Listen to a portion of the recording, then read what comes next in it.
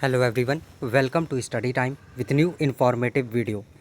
UPPSC से RO ARO 2023 की जो वैकेंसी है वो आनी है और बेसब्री से आप जो इसका इंतज़ार है वो कर रहे हैं।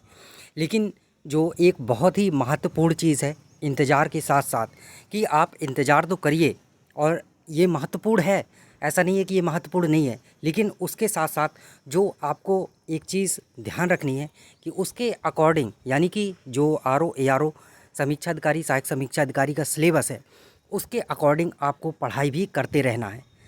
आपको जो नोटिफिकेशन आएगा उसके बाद मात्र 3 से 4 महीने ही जो आपको पढ़ाई के लिए है वो मिलने वाले हैं प्री एग्ज़ाम के लिए।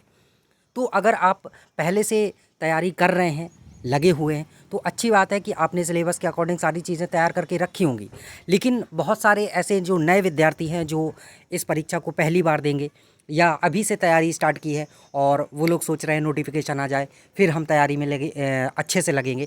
होता है एक विद्यार्थियों का, जब तक कोई एग्ज़ाम नहीं आ जाता है तब तक उनका मन ही नहीं लगता है। तो ये सारी चीज़ें होती हैं। तो ये बहुत ही महत्वपूर्ण चीज़ है कि आप अभी से सिलेबस के अकॉर्डिंग सारी चीज़ें देखते जाइए। जो बुक्स हैं, जो आपका सारा सिलेबस है, हिंदी का हो या जीएस का हो, उन सबको अच्छे से देखते जाइए। उसके अकॉर्डिंग अभी से जो पढ़ाई में है वो लगे रहिए।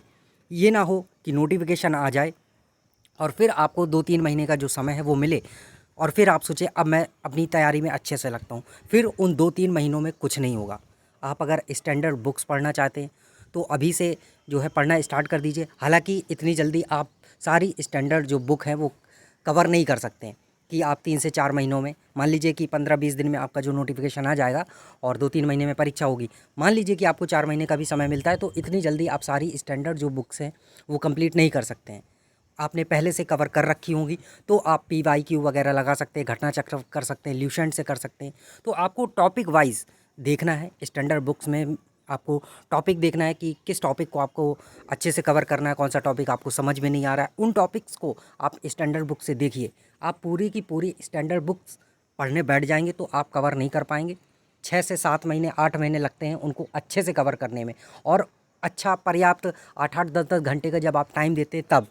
और केवल कवर करना ही इम्पॉर्टेंट नहीं होता है, इम्पॉर्टेंट होता है उनको बार बार पढ़ना, यानी कि रिवीजन करना।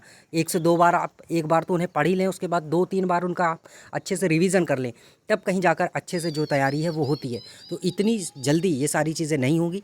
तो आप स्टैंडर्ड बुक्स को ध्यान में रख के उनमें जो टॉपिक आपको समझ में नहीं आ रहा है उनसे वो जो टॉपिक है वो करिए। बाकी पॉइंट वाइज देखते जाइए। आप ल्यूसेंट को ज़्यादा से ज़्यादा रिवीजन है वो करिए, 2-3 बार 4 बार पढ़ डालिए।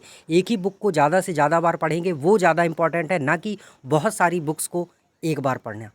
तो आप ल्यूसेंट को ज़्यादा से ज़्यादा पढ़ लें, या फिर यूथ कंपटीशन की बुक आती है उसको ज़्यादा से ज़्यादा बार, 2-3 बार आप रिवीजन कर लें। और जो आपकी घटना चक्र हैं उनको भी 2 बार तो कम से कम कवर कर ही लें।